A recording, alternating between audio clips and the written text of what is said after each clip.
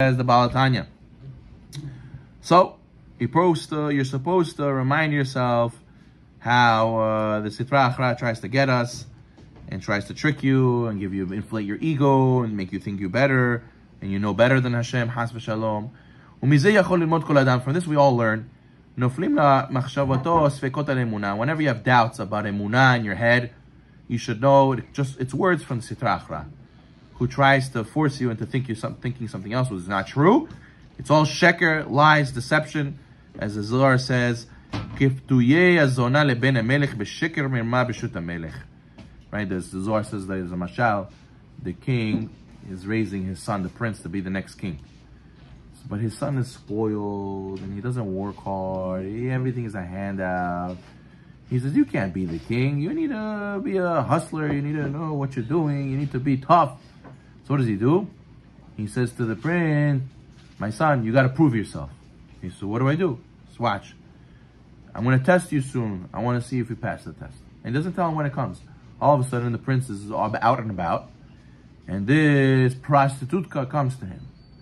He says, listen, I know a place. I like you. Nobody will know. Da, da, da. And the prince is like, listen, it's pazor for me to be with you. What are you talking about? Leave me alone. It's asur. She comes, she chases him, constantly comes, shows him something, tells him something, tries to get to him.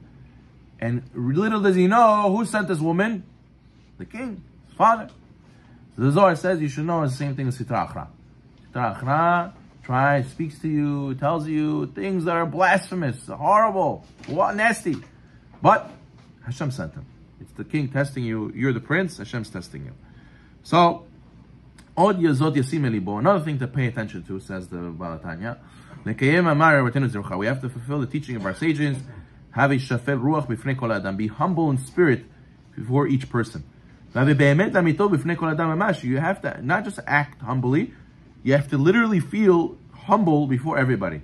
Even the most irreverent person has no derech eretz, he has no midot, he's not religious, and all these people, even Jew or non-Jew, you have to feel humble in front of them. Why? Like the sages say in Mishnah Avot,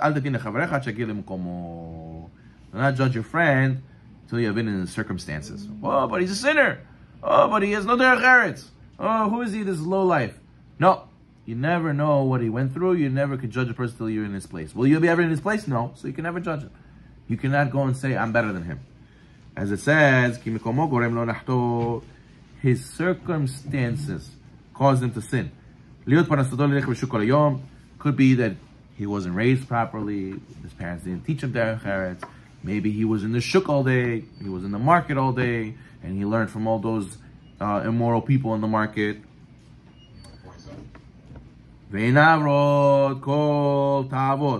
His eyes saw all the temptation. The eye sees, the heart craves.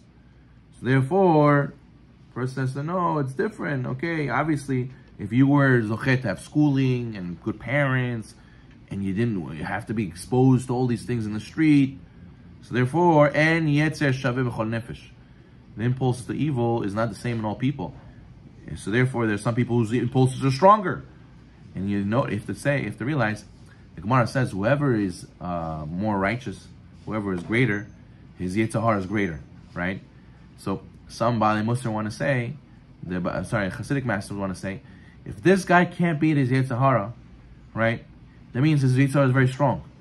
So it could be that this guy is actually greater than me, because that means his Yetzer Hara is greater also, and that's why he couldn't beat it, right? So obviously the Gemara says in the second Sukkah, at the end of days, the Yetzer Hara will be slaughtered, and the Reshaim will cry, and the Tzaddikim will cry. Reshaim will cry and say, this was my Yetzer Hara? So small, I couldn't beat him. But the Tzaddikim, we're going to say, oh, Mount Everest? I beat Mount Everest every single day?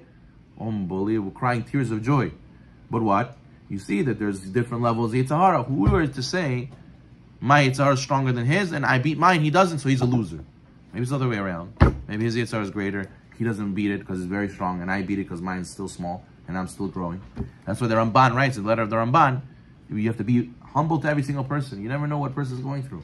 You have to speak to every single person humbly, and not be a smart aleck, and not be, disrespectful and look at people like, okay, what do you want? Like, the person has to be respectful and to give attention.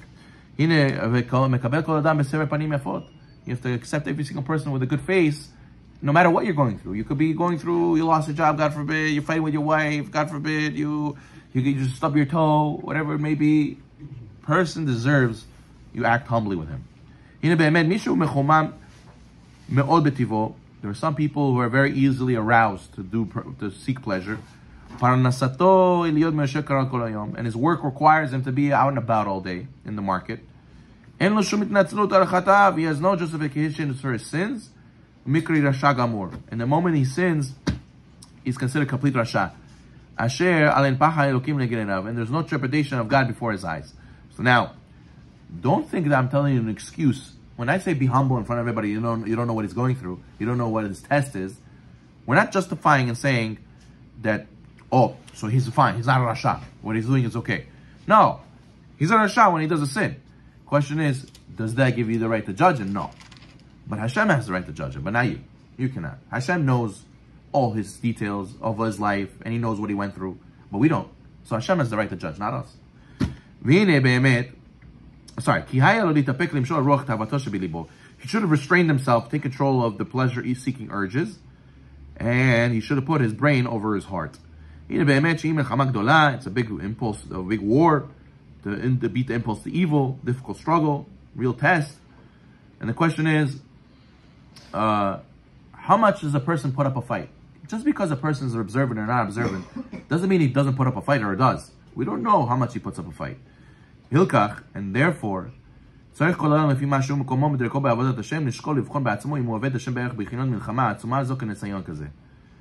each person has to ask himself, how much fight do I put up? How much do I really put effort? Maybe he puts more effort than me, and it's still not enough, and that's why I didn't pass. We can't judge how much effort each person put in. We only see if they passed or they didn't, but effort we don't see. Hashem sees that. So therefore we have to realize effort is everything. Because let's say you didn't do a mitzvah, but you wanted to, and something happened out of your control, right? Ones happened, unforeseen circumstance. You wanted to go to shul, all of a sudden your wife said, oh, the kid's sick, oh, you can't go to shul, so you have to stay home with me. But I want to go to shul. You should know, Hashem counts it as if you went to shul. How? I didn't go to shul. When you want to go to shul, Hashem could block you a bazillion different ways. So the fact that you went to shul, that's because Hashem allowed you to. So what reward do I get? Hashem did everything. Because I wanted to go to shul. Hashem can't force me, and he can make all the setup beautiful. If I don't want to go, I don't go. But now, when I do want to go, the only reward I get is because I wanted to go. So now when I wanted to go and something's happened and I couldn't go, I still have the same want. I still have put in the same effort, and then Hashem gives me a reward. So even when you didn't do it, you still put the effort. That's what Hashem gives you a reward for. Therefore, we don't know how much effort each person puts in. You don't know what they're going through. How can you speak? How can you judge? And just because he failed doesn't give you the right. Maybe he put effort. Maybe he put even more effort than you. Baruch Na'olam.